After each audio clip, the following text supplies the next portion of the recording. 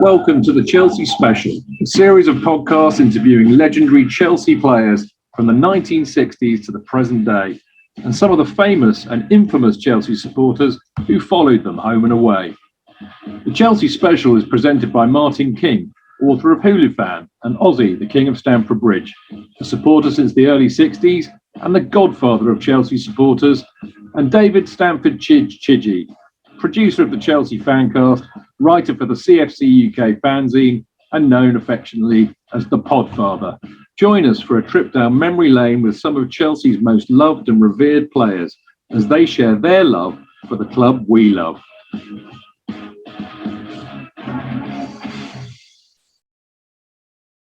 Right, today we have got an iconic Chelsea fan. In my opinion, is probably the most famous Chelsea fan ever. I don't know if you agree with me, but to me, and probably the other two people sitting in the studio, Dave Chidge and Martin Knight, would probably agree with me. The most iconic Chelsea fan. Tell us about, we've got Danny Harkins. Tell us about your background, Dan, and family and schooling and growing up. Born in St James's Balham. Mum and Dad come from the Gorbals, Glasgow, because it was bombed to bits by the Germans. No work up there, just all bomb sites. Come down to Lavender Hill, where I joined up with the Lavender Hill boys. I was about, I was born down here in 1948. So Mum had to take on a shoe shop to manage it for the cobbler to get the accommodation above. And that's, it was pretty rough accommodation. It was really rough in them days and poor. But no one knew it. You had rationing, orange juice and all the rest of it, and maybe 1 pint of milk a week. It was pretty dire, but I didn't notice it. I thought it was the happiest, funniest and safest time to be living in, in my experience of life. Any brothers and sisters? Yeah, I've got a brother, Neil. He's 5 years older, younger than me. And what was your first Chelsea game? First Chelsea game, it was probably just after we won the championship in 54-55. I went to Fulham and we had about 40,000 there. And in the next game, I went down the bridge and I saw this massive stadium and about 60,000 people in it. And you saw Jimmy Greaves and then you fell in love with him. Love at first sight. Who did you go with then, Dad? When you first came? A guy called Mickey Driscoll, who sat next to me at school. He still goes to Chelsea. Yeah. And Blackmore, who are all off the Fulham Road, live off the Fulham Road. Mickey Driscoll's still got his house there. And Mimosa Street. And and the one before, a guy called Blackmore, he said, go to Fulham. So I went there, had a look at that. Wasn't really that impressed with the cottage. Went down the bridge, you saw the dog track, and you're this like Wembley type stadium, and 50,000 in it, and you just thought, and Jimmy Greaves, of course. And like in them days, there was no singing and chanting, really, was it? It was just like none at all. So how did the shed start? Well, we went. This is a few years later. I met up with some people on the halfway line when Chelsea were playing at home, and they were all singing, only about 200 of them. And that's where I first saw Clifford Webb, bit of a clown, and Mickey Greenaway. And I just, I had my white shirt and tie. What, at a game? At a game, yeah. Oh, you should wear a shirt and a tie? I tried to, that was my best clothes. I was going to football. And Jimmy Greaves and all that. They used to all wear. I used to think cloth cap, shirt and ties. No, Jimmy Greaves come from Dagenham. That's now about 9 or 10 or 11. I used to collect autographs at a school satchel where I first met Cliffy. Yeah. Really loud, condescending, patronising bastard. Still is. And and that's how I met Cliffy. And Greenaway was there as well, and a few of the others who have since died. And that's how I got. First of all, my first away game was on a coach. I didn't have much money, I had paper round, so I got on a coach on a Friday night, and we were playing Blackburn away. I'm not talking about the Lutons, the Arsenals, the West Hams. I've done all them, the Millwalls, when I was 8, 9, 10 and 11. But when I started as an apprentice, about 15 and a half, an apprentice electrician, partly electrical, I had a bit of money in my pocket, so I thought, let's go to an away game. So I joined the Chelsea Supporters Club and went to Blackburn away. With your shirt and tie on? Yeah, I was pretty. Yeah, I thought, yeah, and covered in acne. Was you representing the club then? Yeah, I had my blue and white skirt, and everything was British. And I thought when we got there was 2 coaches. Yeah. And we left at 12 o'clock on a Friday night, you know, to get up there. And it was so slow, the speed. I don't know. The coach. What season would this have been? Oh, it must have been. So if I must have been 16 then. So that must have been 65, 66 season. Yeah. It's in Ron Hawkins' thing. We won 3-0. Yeah. And Jimmy Greaves scored and a few of the other players, whatever. Yeah, that's it. Yeah, and it was good. I think I got an idea. Doherty had moved in when that was happening. Probably. Yeah. Doherty's Diamonds, wasn't it? Yeah. Was it Church? Well, he started to be. Yeah, 62-3, wasn't it? Yeah. So Jimmy might have left. He went to Milan under Ted Drake. Went to Milan, hit the bottle there. And then come back and went to Tottenham. He was so depressed with the drink, he come back and got even more depressed. No, he was brilliant at Tottenham. And I went and followed Tottenham for 6 months. Did you? Yeah. Because... Really? Yeah. Because Jimmy Greaves. So you followed him? Yeah, he's a great player, wasn't he? Yeah, when you think of 2 inches of mud he was playing on every week and scoring goals like you've never seen anything like it. So would you say he was your favourite player then? Without a doubt. Yeah. Even to this present time? Yeah. So how did the shed get going then? Well, we were standing on the halfway line with it must have been about 300. Greenaway was there. And was the singing starting then? Yeah, songs? They were doing a bit of singing and all that, and a real lot of... Was you looked upon by the rest of the crowd as being peculiar because you were singing and...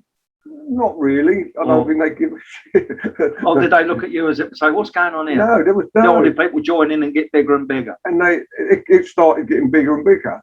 And then they built the West End. Yeah. And then we had to move. Yeah. So this could have been years later. Cliffy and I, with Pip Mitchell and that, were walking around. We'd been to Leeds away game.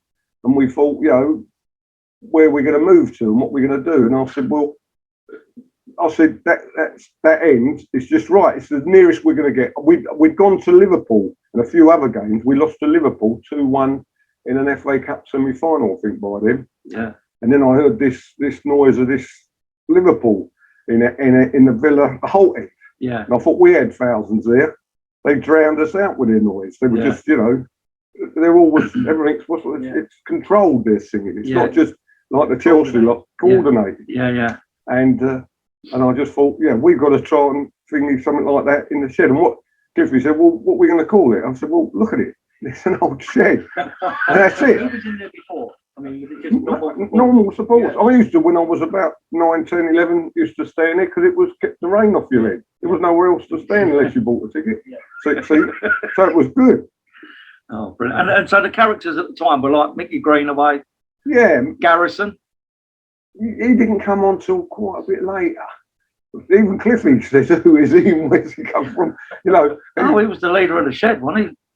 I don't think so. Oh, right, okay. Keeps on about the North Stand. Yeah. And I've never, you know, you've got to, they are drinkers and I'm not a drinker. And I am a bit of a sad loner. So I didn't used to go to the pubs and all that. And I always used to go with younger people because they were up for it, up for a, I thought we can't be having this. I mean, Liverpool was the first place in the semi-final. Yeah. I thought we were pretty, quite a big mob until some Liverpool supporters come up. We were standing behind them and threw a few punches and now I just disappeared. Yeah. What year was that? We lost 2-1 to Liverpool in the semi-final. Yeah. 55? 54? 4. Is that when we had that Milan kit on? No, that was the year after, wasn't it? And then we lost to Leeds the following season. Yeah. No, we won against. No, lost to Leeds the following season, and then we had another semi-final. That was Sheffield Wednesday. Yeah, then we got to the final against Tottenham, and of course lost to Tottenham. But I was going to speak to you about that Tottenham game. Was there a sort of a bad feeling between Tottenham in them days? No, because it was all paper-axy, Evening Standard and News gave out. That's it. And there was no really bad feeling and all that. But there was after the game. Yeah. I first noticed that there was a bit of trouble going on. Yeah. And of course, this is when it all started. You're talking about the stay press and the things and all that. I was going to come to that in a minute. Yeah. And I just thought, well, we can't be having this. But what you got to understand, I keep telling you, I couldn't fight my way out of a paper bag. Seriously? Yes, seriously. You never saw yourself as a... Did you ever do any boxing or martial arts? Yeah, I went down to, just down the road in Battersea, what's it called, where the Finnegans used to, Craven Arms. Yeah, yeah. The Craven Arms. I used to box there. Lavender Hill, isn't it? Lavender Hill, yeah. And I used to go in there with the Finnegans and a few others in there. So you could fight then, if you could box? Yeah, I could box and all that, but you didn't really. It's different from getting a right-hander with some big guy about 5 or 6 years older and you're giving you a smacking. I lost 5 teeth over the seasons at Chelsea. And yeah, that was hard. You couldn't take that. And I used to bruise easily as well. So I made sure I didn't lose many battles. So moving on from that, we're coming up to like the Skinhead era then. After that cup final against Tottenham, there was a big... We went back to Tottenham and there was about 100 arrested, weren't there? And what you were at 67, so Yeah. I must have been 19, so my brother would have been about 13, 14. I was 11 and I went with you lot. Yeah, that's it, yeah. That's what I'm saying. So, Yeah. But you was like, when I was 11, you was already like the iconic Chelsea supporter. Yeah, Everyone looked no up one to you. knew the real me. I was shitting myself after time. But you were so, like, the way you dressed. Your name was. I've said to Martin, your name was so more well known in school playgrounds in the south than the Beatles or the Kings. Without mobile, I don't know how that all come about. That's what I'm saying. It did though, didn't it, Martin? Yeah. We could meet up. When we went to Tottenham away after that we lost, we met up at the the White Hart opposite from Broadway. Yeah, it's a White Hart. Yeah. We all met up there. Bab, I didn't even really know, and I saw Babs. I didn't talk to him. I didn't talk to any. I had my lot from Whitlock Drive South. Irish Tommy, you ever with it? Yeah, Tommy and his and the bigger guy Paddy. Yeah. Who used to follow him around. Yeah. And quite a few guys from Battersea. And yeah, a lot of other guys that you could rely on. They'd all, unless it got too bad, they'd stick with you. Was that part of the Skinhead culture to follow your club all round? And did that? How did you first ever hear about Skinhead? When did you first notice it? Well, you must be one of the early ones. Well, first of all, we started with our white stay press. I thought they looked quite nice. Yeah. And then the boots, the Dr. Martens.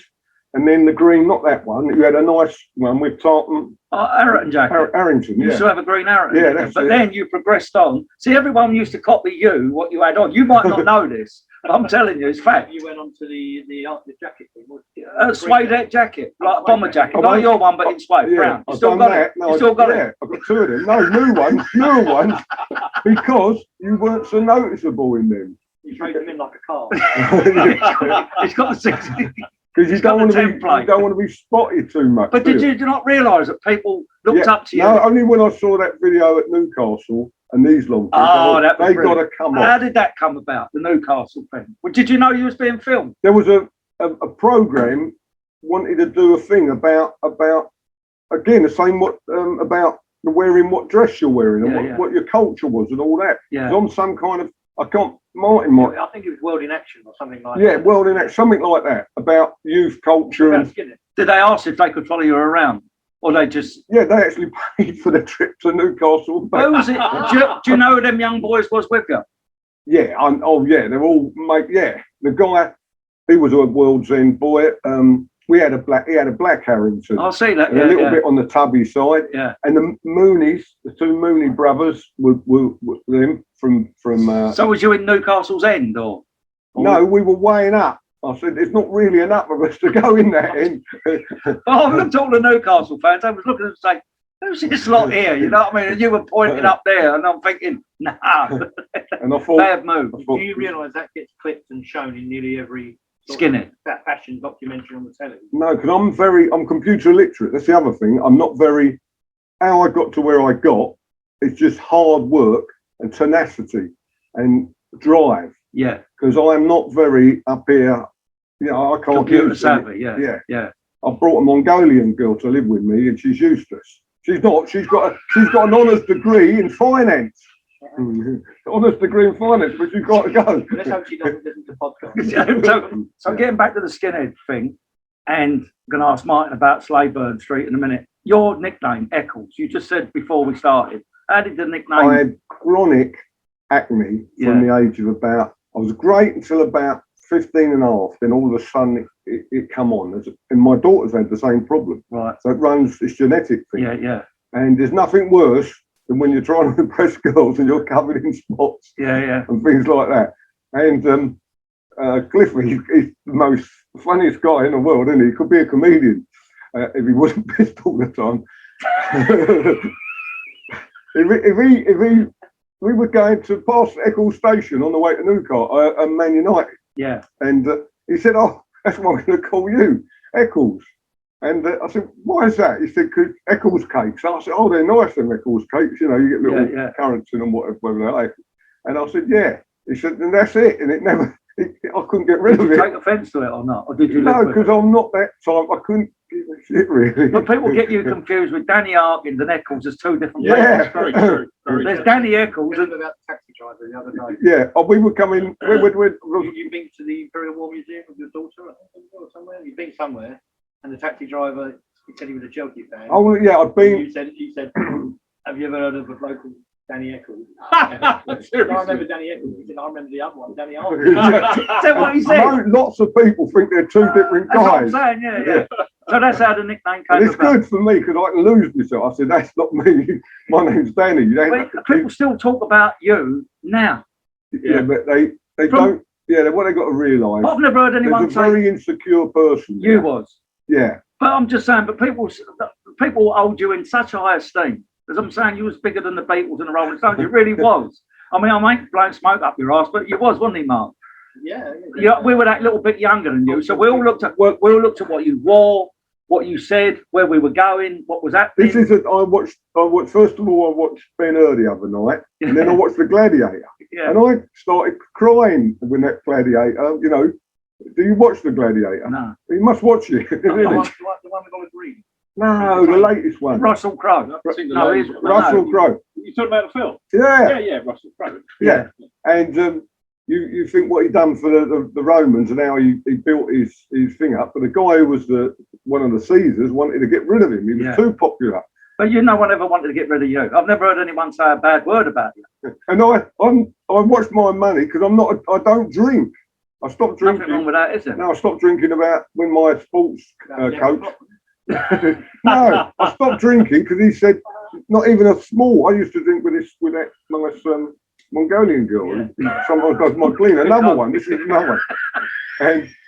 And yeah, we could drink a bottle of wine each. And then I realised he said to me, "No, you can't be doing that. It's not good for you." Yeah. All this about wine's good for you. That's only the manufacturers are telling you that. So how did we get on from the Skinheads? You went into the Skinheads.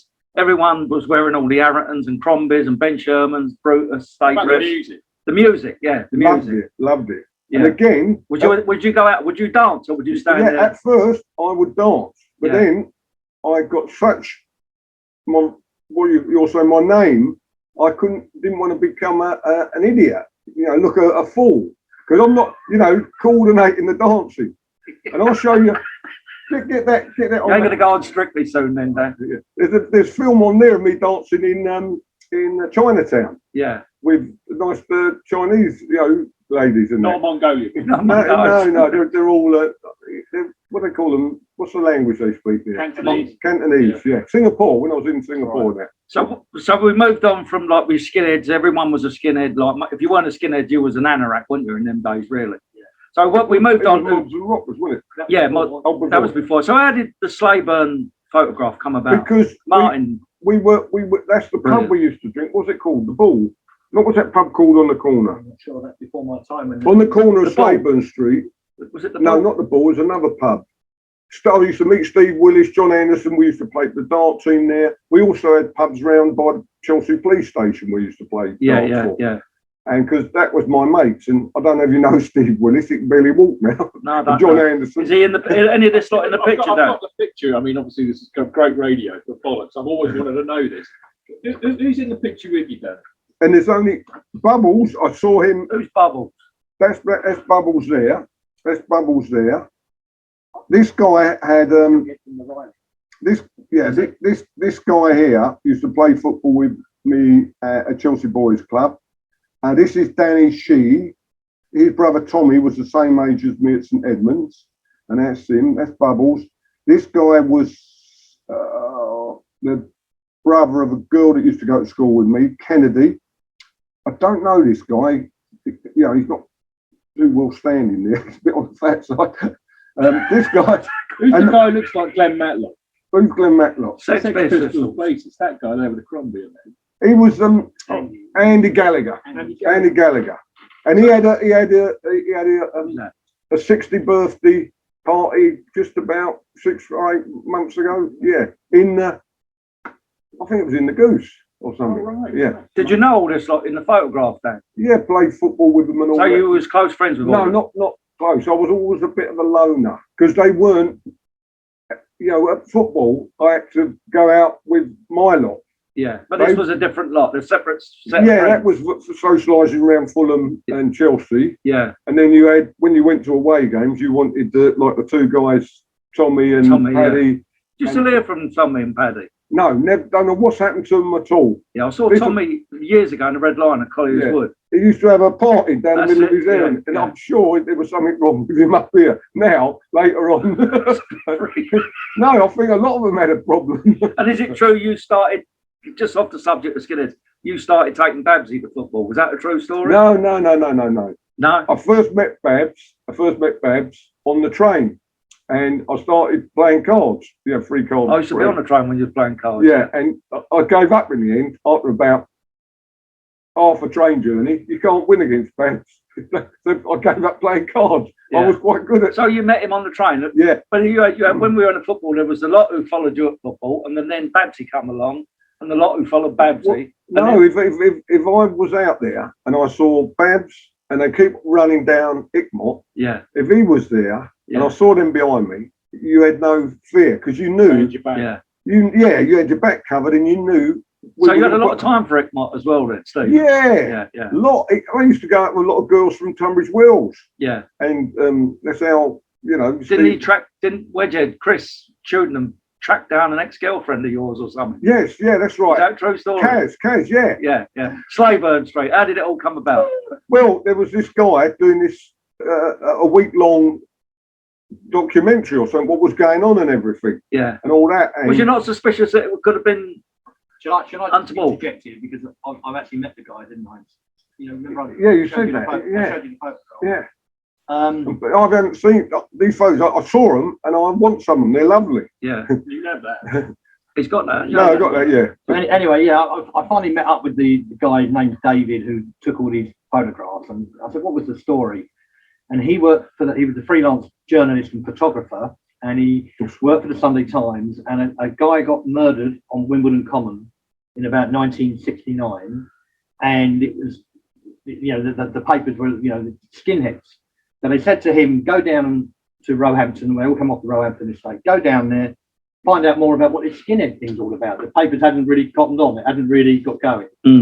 So he went down there, met the guys, or not the guys. Obviously they were in prison or whatever, but spoke to the people on the estate, and they said to him, if you want to know about skinheads, you need to go to the Chelsea shed. So he took his camera, he's gone to the Chelsea shed. This is what he's told me. He's gone to the Chelsea shed, taking photos, and then someone's come up to him and said, "You can't. What are you doing? Because he's not taking photos of the players, he's taking photos of the fans, and the photos are absolutely fantastic." And so someone said, "You can't do this," and they said, "You better talk to our main man," which was him. And you said to him, apparently, you can tag along with us. And he tagged along with you for nearly a season, I think. Oh, that's right. Yeah, Dan probably got Newcastle and a few other games. He took photos. He said he took some photos in your house. Yeah, that's right. Yeah. He wanted to see your wardrobe. You showed him all your two-tone tonic trousers and your all my Fred Perry's. Yeah, your Fred Perry. I didn't have much money in those days. Was you very frugal when it come to buying sort of fashionable? Because you would pick out something. Well, when everyone jumped on the bandwagon. When you're having baths in tin baths when you're younger and you're covered in, you need to have a shower. There were no baths at the end of it. You had to go to Fulham Town Hall. They had had men's mixed and women, and then you had the hot baths up above. Yeah. And I used to get in them baths. I was staying there for 2 hours. And the guy knocking on the door, he said, "You coming out?" Because that was a bath. It was lovely. Yeah, and obviously, what was the road you grew up in? That was back in Rosebery Road. I was in when we moved from Lavender Hill I think I was about 2 or 3, full of bomb sites. I moved to Rosebery Road. Yeah. And my mum lied. I got paper out at 9 and we were meant to be 11. And I started delivering papers. And one of the places was when Bobby Robson, I used to deliver him, he was playing for Fulham.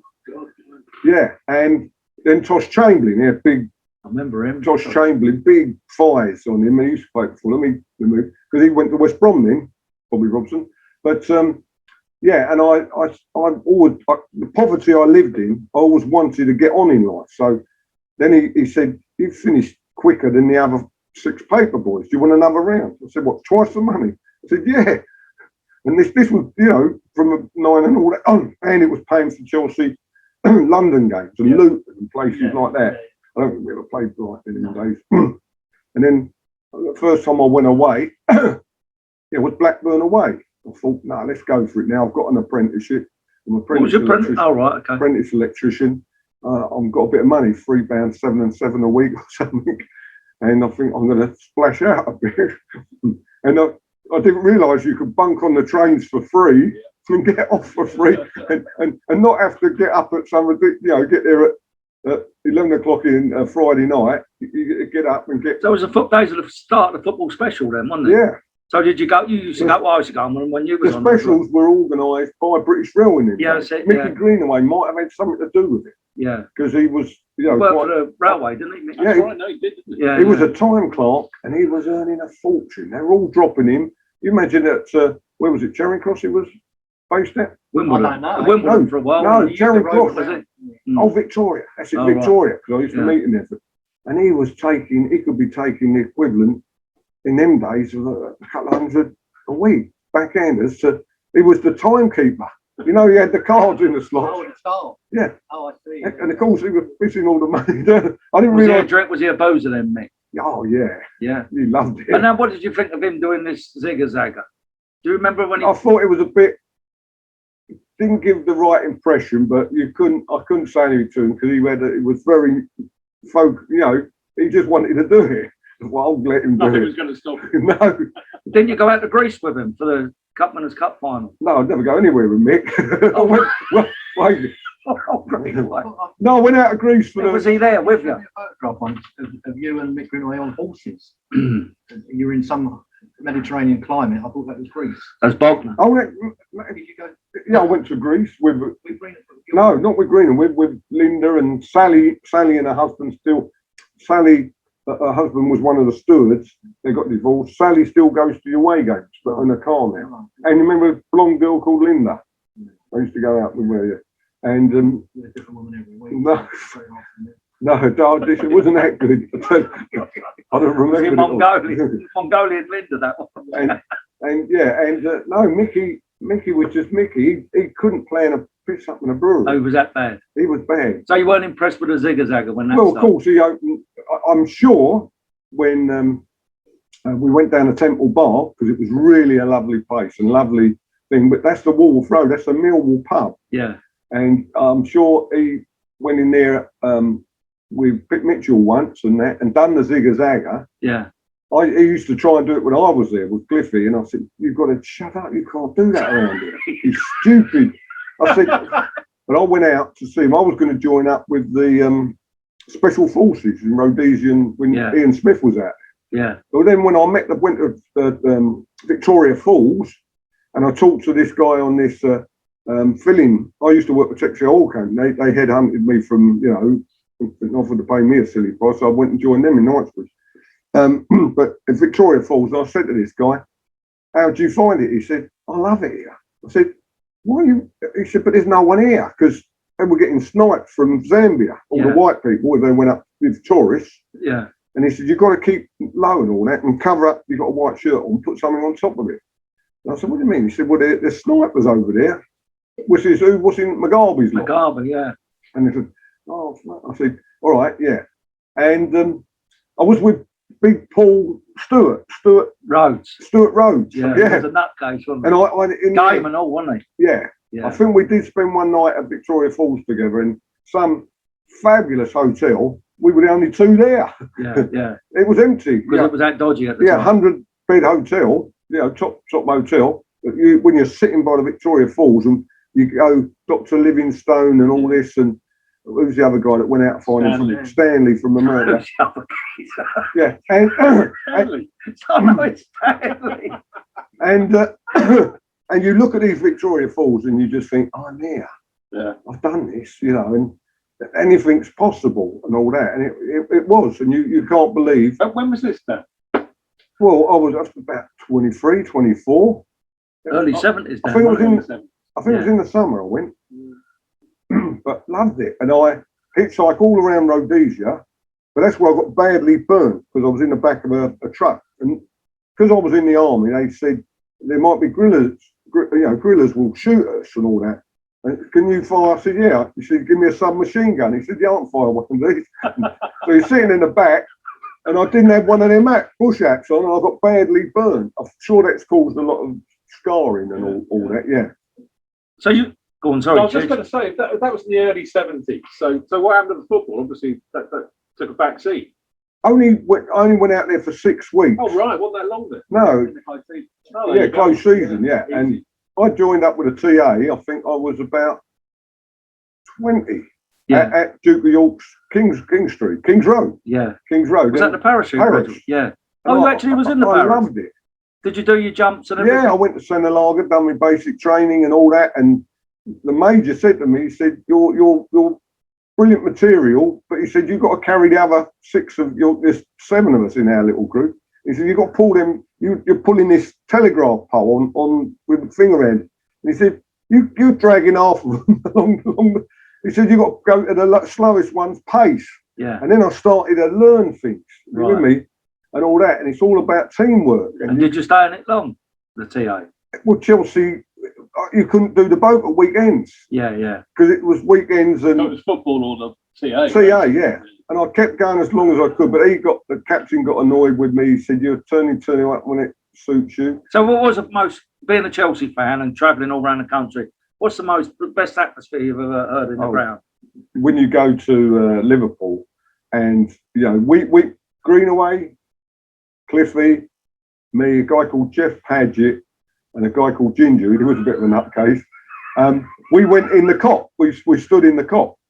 And we went there, we lost 2-0. Yeah. But when they broke out this You Never Walk Alone, and that's when I got really trying to concentrate, trying to get an end and make even a quarter of that noise. And I knew how insignificant the shed was. Was that your one aim at Chelsea to get a singing going? You could never, I thought you could, but you could never get it. Why do you think we couldn't?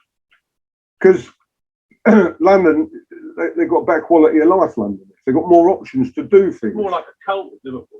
Yeah, they've only got 2 things to do. It's either go to church or watch Everton, isn't it? I'm not knocking the Scouts. Have you been in Liverpool? You can buy a house for £1, but if you started doing it up and you went away one night, they'd nick out the kitchen by the next night. That's what they do. But it's like a religion for them. Yeah, but they've got nothing else to do. It's not a religion. They couldn't give a shit.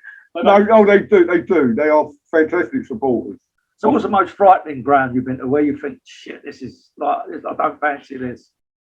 Millwall, when I went in their end. I went in behind you. I thought, where have they all disappeared? All we had to do is stick together. We had enough of us, nearly 1,000 went into that end. I was with you. I was running with you. And I just thought, why are they not, just having a go, crack? And I got so many right-handers. And of course, I kept hearing my name, but it weren't from my mates, it was from them. That's the bastard. Yeah. They knew who you were. Well, yeah, I must have been even uglier than I am now. But most football fans across the country have heard of you. I still go to places like Barnsley and Huddersfield and little remote places, Stockport, Burnley. We went to a guy with Alan. Northern Alan. Yeah. We went to a do. Babs come. A lot of the Chelsea boys came up to it. We stayed the whole weekend. Yeah. In Pudsley. Yeah. And it was brilliant. A lovely night. The girls and all that and that. And I again don't drink, but God, and such a lovely he's guy. Smashing geezer. And he's so down to earth. You were saying back to the beginning, you was a bit of a loner, and you was a bit, I don't know, aloof is the right word, but you had. When you were first on the scene, you was like the main man, iconic Chelsea fan, I'll put it that way. But you was like unapproachable to us young kids. No, but that was because I was... Was you shy or was you... No, because I live around the corner, I think we beat Tottenham 2-0 in a game. There was 70,000 in one night. Yeah. Against Tottenham. Yeah. And I got the hiding of my life. Coming away from Chelsea, walking around Imperial where the gasworks is. Yeah, yeah.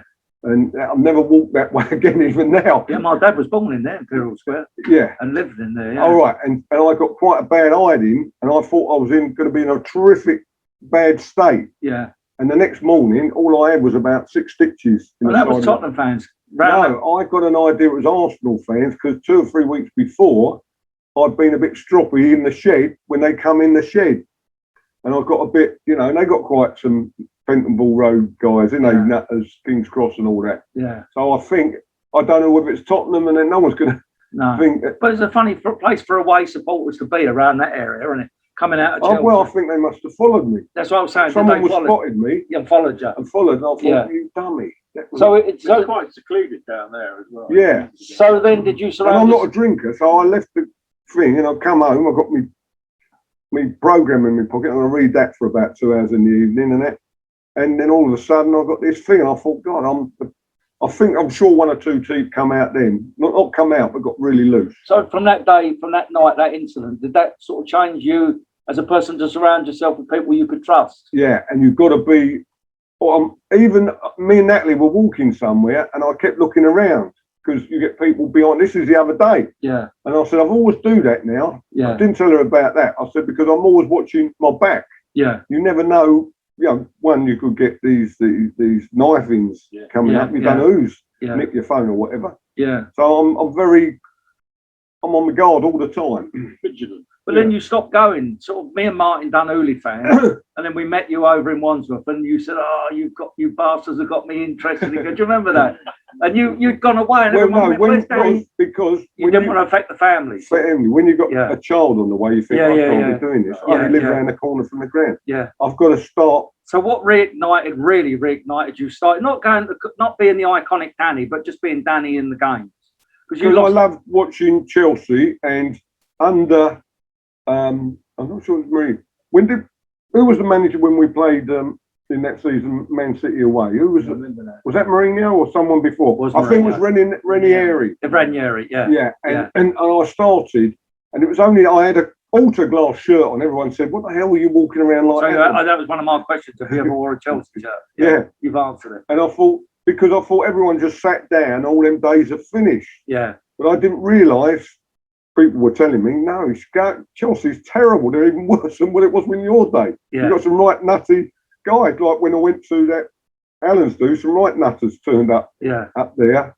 And and I knew, I said, as soon as they come on the pitch, I said, and half our lot had started going to the station, Piccadilly, where it is to get away from Manchester. I thought, go outside and tell them to come back because they're going to come up here in a minute and give us the hiding of our life. Yeah. I said that there's no police around and all that. And luckily they did get a few guys back in again. Yeah. But we were well outnumbered. And I thought, it's either do or die here. We just got to do the best we can. That was when you came back again after you'd had No, I was still going. 2 seasons I'd started going to away games. Yeah, yeah. They're quite enjoyable.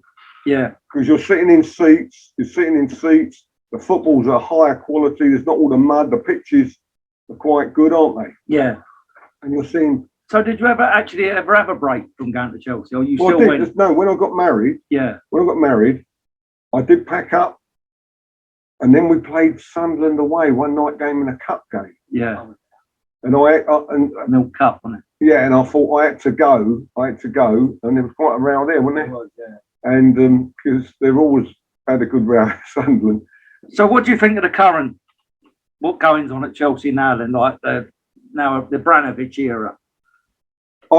We've got to admire, without him, we'd be nothing, I think. No, we under Ranieri, we would have won we might not have won the league, but he'd done it with Leicester, with less money than we had. So he could have done it with a crop of players. And I was looking through that book to find the last game I watched Jimmy Greaves, we won 4-0 against Forest, and he scored all 4 goals. Yeah. Carried off the pitch. Yeah, and that broke my heart and all that. But I didn't realise he already probably had a drink problem. Yeah. You got to remember, he came from Dagenham for training and back again, and got peanuts. And Yeah, you got idiots like Dave Mackay trying to kick him to death out there, and Tommy Smith. Yeah. And you just think, what a player. Yeah. Everyone sort of that age says the same thing about Jimmy Greaves. We've had Tommy Baldwin and Ron Harris saying the same thing. Bobby Tamlin says, what a great player. He was Bobby Tamlin's favourite ever player, wasn't he? Yeah, I saw him coming out the ground the other day, Bobby Tamlin. I couldn't believe how he got really he's hunched up. Respect, and I thought, I didn't say too much. I thought, you all right? Do you still go now then regularly then, Dan? Yeah, I try to, as much as I can. Yeah, I do. And you started up a fanzine a few years ago, didn't you? Oh, what a disaster that was. Cost me about 10 grand. Only 10 grand, there we are. Yeah, it did. Well, say 8.5, because I thought you could actually get them to actually work together and get together and all that. Yeah. But the drink was their favourite thing, I think, and a social thing. It weren't. I don't think a lot of them do fucks about Chelsea, are they? Yeah. I don't know. Yeah. It's they are, because it was a glossy for where Dave's is like a bit of a that's why it cost money. You had to sell 2,000, I think, to break even. Yeah. And did you hit your target? Yeah, but I couldn't be asked there. I'm trying to miss the goal. I don't want to go be walking around watching the match and trying to sell fans. Yeah. And people, you wouldn't believe it, they wouldn't pay them. £5p. Something ridiculous. When was it? 5p? It was cheap. Whatever it was. About 2001. Yeah, what was it? £2, wasn't it? I think it was more expensive than Dave's, But it was back with paper. But Mum's all glossy. No, it was really cheap. Dave's is photocopy. He's gone back to Charles Dickens days. He keeps the cost right down. And I love Charles Dickens, Oliver Twist and all that, And people don't realise, I'm very into politics and that. I was going to ask you about that. They keep about the bad old the thing. And I said, get a life, don't you know what it used to be like? When my childhood. You were saying about the tin barbs and going to the barbs. I don't believe that. And playing on bomb sites. That's all we had to play on. Yeah. Round by because they were trying to bomb the gasworks and then 4 chimneys, the Fulham Power Station. Yeah. And it was. Well, down Lots Road. That was the 4 chimneys were down Imperial Road, wasn't it? Right. So what do you think of the success of Chelsea now? Are you because we've been through you've been worse than me watching them, older. And the shit years, as people call it. And I keep looking at how many trophies Man United have won and league titles and cups and that, and then I look at Chelsea. And the old Arsenal used to win a few. Yeah, they did. Abramovich, without him, I wanted to try and buy that club for £1. Oh, you did? Yeah, with a few. I talked to them, and they looked at me as if I was mad. You actually went to a meeting to buy Chelsea? Yeah, not meeting, but it was up for sale. It was £1. No, but did you actually meet anyone from the club? No. I went, all the boys, we sat round, they were drinking, I was having a glass of water, whatever I was having, and I come on, and they said, you having a laugh, Danny? It's all right for you, you've got lots of money. Well, lots of money, I only own one house then or something. And I said, it can be done. I said, we've got a hardcore of about, I thought we had a hardcore of 20,000, there's probably 10 in it. You think we probably got a hardcore of 20 abroad. I think we got a hardcore of 20,000. Yeah. It's always been about that. And that's good business. You're buying the freehold of the ground. We have 99 million debt though. Yeah, but you can pay that off by people pulling together. Right. What do you ever look out for any other teams' results? Always, all of them. Leighton Orient, because that Barry Hearn who tried to get them going, didn't it? Yeah. Well, you look out for because Rutland goes to Orient now. And Burton Albion, because of Clough's son. Yeah. Love Brian Clough. Yeah. Would you like to have seen him at Chelsea? Yeah, I watched a documentary about 2-3 weeks ago. It was on Brian Clough's interview. Yeah. Very moved and all that. And good man. He was a pisshead though, wasn't he? Yeah, this drink. And destroyed him, didn't it? And what did you ever meet in your heyday, is what I call it, your heyday? Did you ever meet any of the Chelsea players like Charlie Cook, Osgood? Yeah, all of them. Did they know who you was? I don't think. I went to the Peter Osgood, me and Kathy Gatecrashed Peter Osgood's funeral. I know. Went to the church. We were told to start, I was told it was going to be private. Then all of a sudden everybody turned up, didn't they? Yeah, you went. Oh, you did you? Yeah. Tommy Doherty. Yeah. Tommy Doherty. Did any of them know who you was then in the day? I don't think they do. I don't care really. Did they know who Eccles was then? No. Oh, they probably We didn't talk about that, did we? They knew who Mick Greenaway was because of the Zigga Zagga stuff. Yeah. And right, next one. What was your first car you ever bought? A green standard 10, little green bubble, standard 10. Do you remember them? No. Two doors. It could have been green standard 10, and I bought that for 50 quid off the lady up the road in Rosebery Road, where Bobby and I lived in Hazelbury Road, just around the corner. And I bought that, and I did try to get. I went to Leicester in it a few times, but it soon burns out because it had a, I don't know what engine it had, 750. How many of you went to Leicester?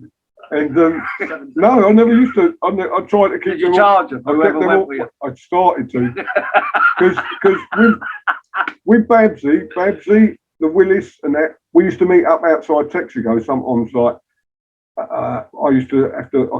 I was meant to be working from 8 till 4, so I'd get down there about 4, and they'd all be outside. I'd have my car round the car park, or Steve Willis would bring his Cortina. Yeah. And I'd have my Cortina packed in round the back because I was a maintenance engineer.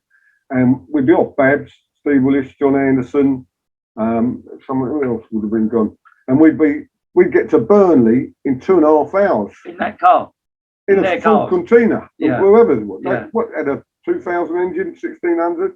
Less traffic on the road there. There was no traffic, nothing. It was lovely. Tell me about the Jungle Greens. I was wearing them. They had a joint mission. You could wear them at work if they got too badly and thing. And also a bit like being in the paratroops and all that. Oh, like combat trousers. They was, that's all they was. Right. But green, they weren't. They didn't have all the camouflage on them. Didn't want to look a complete dickhead. Yeah. And I used to get the lady would do them for about £1. She'd cut them just right so they were just the right height above your top of your boots. And how many? Because it's DN boots. It was just over standard. How many holes? You didn't have high leg ones in them days, did you? So just they were just ankle. Like yellow stitching or yellow. Yeah, you had them quite high. They were quite high. Yeah, but they weren't as like what the punks are wearing up there. So you could run it. You had to be able to run away and forward. What about your best book you've ever read besides everything? Kon-Tiki. Yeah. Really. What was that about? It's going from South. How they were trying to work out how the people of the islands, because of the tides, got from South America to the Polynesian islands and all that, and Hawaii and places like that. How they were discovered. Yeah, and who wrote that? Ford Heyerdahl. Yeah, that's not bad. And I love watching. The English or Norwegian. Yeah. Oh right. And I love watching Mastermind and things like that and all that. And if I can answer 2 or 3 of the questions, you've cracked it. Yeah, but. And would you ever have surgery to change your appearance? No. Would you have anything done as you get older? I said to the dentist, I said, how much would it cost to put these teeth right? Because they're slightly different shades, depending what season they got knocked out. and she said to me, she's a nice lady from Spain. She said, Danny, if it works, if you can eat and all that, don't change. The cost and point, she said. So what would you change in your life if you could look back? I'd like to, I think I wasted a lot of days there. Like Babs and Denzel ever go at me about that, but I said I could have done better for myself and seen more of the world. I should have seen the whole world by now. And I've got so much. You've done bad though, have you? Well, no, I haven't. I don't think I've done very well at all. Really? Yeah. And there's a couple more for you, jumping. Worst thing I ever done. Do you still meet up with any? Do you ever get recognised by rival supporters? There's some West Ham and Mill supporters come up to me. Do they recognise you? Yeah, and say, I was there when you came in our end and all that, and shake me hand. And we have a little drink. What's that pub just over London Bridge? What about the Barrow Boy? Yeah, the Barrow Boy. Yeah, someone pointed him out. Yeah. And his Tottenham fans came over. And you really, Danny Harkins? And he went, yeah. So he said, hang on a minute. And he phoned this Tottenham fan, phoned his brother, didn't he, in America? Remember? And he said, we got you to speak to him. He said, I'm going to put you on the phone, because he was obviously a Tottenham boy. I'm going to put you on the phone to someone. It's Danny Eccles or Danny Harkins. And he put him on the phone and he's speaking to a bloke in New York. You know? Yeah. And it's funny how, I spoke to Bobby Walford at Millwall, who's a legend at Millwall. And I told him we was going to do this And he was like, I'll give my regards to Dan. Yeah. You know, and Bobby Walker was the main man at Millwall years ago, wasn't he? So, and he said, I'll give my regards to Dan. I think that's lovely. And like Bill Gardner speaks highly. Because we have whenever I meet them and it's all shaking hands and going, do you want to come for a beer? So I'll come to drink water and talk to you and all that. Yeah, but that's lovely though, isn't it? It's and the West Ham supporters say to me, oh, we wish you never moved from the, Upton Park. It's horrible. Yeah. The thing in it. Right, what questions have you got, Dave? Well, I think it's the usual one that we close. I mean, you know, you've been supporting Chelsea, Danny, for what, over 50 years? 9 years. So that was, I'm 72 in January. Yeah. So it's getting on for 60 years. 60 years, yeah. Yeah. So, and it's gone, and that's the other thing. Like a flash. Yeah. It really pisses me off. What you know, what is it about Chelsea do you think that makes it such a special club? Because it is, I think. It's unique. It's characteristic. Well, for me, it was Jimmy Greaves and the fans and the people you meet, and they're mates forever. You might not like them. Family, really, yeah, and they're closer to me. I can go and have a beer with them, and not with beer, drink, and go and have a meal with them and sit and talk and all that. And I if I was computer, I'd say any old Chelsea supporters who are struggling to get a ticket, talk to me and we meet up and come to the game and all that. You know, don't feel that you're excluded anymore. You're not. You know, it's not a rich man's. I mean, what, they're 45 quid a ticket. Yeah, I can't remember. You wouldn't get young kids to come on their own like we used to. No, I was 11. I used to come to Mitcham on the bus and train. And I mean, look, getting back to the football. I mean, it is a sport. I think you're right. It's the camaraderie, it's the bond you have, and I mean, you know, I'm a very different generation from all of you lot, but it's the same. I know I might not look it, Martin, but it's true.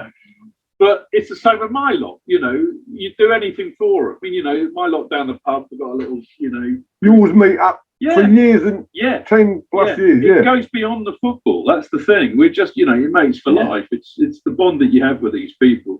I mean, look, as I said, you've been going for a long time. And what's the biggest change been between, you know, the 60s and the 70s and nowadays, do you think? I think the footballers have got more away from the fans. They don't seem to be accessible. Yeah. Disconnected. Yeah. They and that is quite sad. That is quite sad. You know, you'll be yuppie type people, and you say the wrong thing. And especially if you've got Cliffy with you and that, and Greenaway. Well, what pubs did you used to go into? Your pub? All the pubs down the King's Road. You used to go to the Black Ball for games, though, at home games, didn't you? Yeah, the Black Ball was that opposite Fulham Broadway. No, the one over the bridge. On the corner. We used to play cards and all that. Yeah, on the corner. We just quickly, that's Chelsea. When we played Tottenham, when we really come unstuck once, rumour had it, you and Babsy and 300 other Chelsea were drinking, playing cards, and got to White Hart Lane late. Very late, yeah. And was that a bad move? Very bad. Didn't realise it was going to be a sellout. Yeah. Didn't realise at all. But we got there. And we got locked out. Yeah. And I said to Dave, I said, "Oh, we've really screwed up here." I said, "You know, I don't know what's happening, but apparently Chelsea done quite well in there. They were well outnumbered, but they were doing all right." Yeah. Cliffy keeps on about he was fighting, picked up one of the corner flags, and he was beating them off or something. Yeah. But we got to Tottenham. How was it? The next one? That was a year after. The bus stop. Yeah, no, that was when they took us all round the back street to Tottenham House, and we come back up the escalator. Yeah, I said to Babs. Someone said to me, he said they're all up there, and I said to Babs, "Do you fancy it?" He said, "Yeah." I said, "All right." And someone had punched the escalator. They stopped. And we all went, we went up there. I was there, and I thought, God, what we're going to meet outside here. Yeah. All the buses were there, weren't they? Yeah. Bus station. And we done really well. Yeah. And I thought, that's good. Let's, have that bit of confidence. And I thought we done all right there. Yeah. It pulled back some of the... But they used to call that one of our darkest days in our history of supporting Chelsea, didn't they? That 74 game, 75. Didn't we get relegated that year? Yeah. And then you lot turned up late. We was in the Park Lane with one of the Webbs. Who was the one who died? Peter. Yeah. With Peter, Martin Faust, Kenny, Mr. Brown. Yeah. All the lot from Mitcham. We went early. Yeah. We met at London Bridge, and then we heard you lot were outside. But they say it's the darkest day in our club, the club's history. No, you've got to look at the cups we've won and all that. And no. Besides that was a dark day in our fans. Well, now the trouble at Tottenham, I think, was the darkest day for me. Well, as a I Chelsea, remember watching it on Match of the Day about 9 years old. I thought it was hilarious. Yeah, it was good, yeah, but yeah, it was a little bit more. Well, I wasn't there to be fair. Why did Tommy Doherty leave Chelsea? I was trying to work that out last night. Well, we've been talking to some of them about this, haven't we? And what was the reason? Tim Rollins just written a book, didn't he? Well, he has. But we talked to Bobby and Tommy Baldwin about this, and they sort of skirt around it, don't they? They haven't really put their finger on it, because we all thought it was Venables getting cocky, but Tommy said, no, it wasn't. Well, someone said about Terry Venables tried to run the club, didn't he? Yeah, he was. Tommy said no. Yeah, but because he was trying to run the club. In Peter Osgood's, at Peter Osgood's funeral, we went to that pub afterwards. Yeah. Tommy was there. Then we got on really well with Tommy Baldwin. Venables wasn't there. He was, I think, a bit of an outsider. He thought he was a bit above. That's what they said. That's what the ex-player told us. I thought, where's Terry Venables? Yeah. Charlie Cook was in. Yeah, Charlie Cook. And 3 or 4 of the Southampton players. Yeah. That it was there. Have you got any Chelsea memorabilia? Like shirts and anything? No, I wasn't even called blind. That's where the money is now, though, isn't it? Yeah, but keeping me alive was where the money is. I had to think, what am I doing next? God, memorabilia, taking autographs, them days were gone. No, but the people like photographs and shirts. Look at the cock up I made at Man City wearing a shirt. Yeah, but like Clive Walker shirt, someone's just told me, someone paid 12, I told you mine. Yeah. Someone's just paid 12 grand for it. The shirt he threw when we beat Bolton to stay up. Yeah. To stay in the 2nd division. He threw his shirt in the crowd. Geezer's got it, sold it recently to a Chinese businessman for 12 grand. The Chinese. Ain't your bird bought it, is it for you for Christmas? She knows nothing about football. No. It's lovely, and it's gone so quick, and that's why Denzel and that, I said, I wish I could, but if you there weren't many Chelsea supporters that had a break. I'm not knocking Chelsea. When you're talking about? Well, but all the time. All the time. That's nice. That's nice. Because it's hard. Yes. What a shame. What a shame. And Did you meet Matthew? Yeah, I met him a few, shook his hand and that. And I sold I gave one of my fanzines to Abramovich. When his car was coming up. The window turned down, and I said, that's on me. Have a couple of them. 5p off it. No. It's great. Sorry, right. Danny, thanks for coming in. You've been a pleasure. No problem. You've been really honest, really funny, and it's been absolutely brilliant to meet you. You didn't know who I was. I've known who you was for 55 years, but you don't have a shit know who I was. Well, now we know who one another is. Until me and Martin done everything. Yeah, and that's him. That's the first time. But I knew you, and loads of other people know who you are. But I wish I'd met you before that book now, because I think we could have fine-tuned it. Yeah.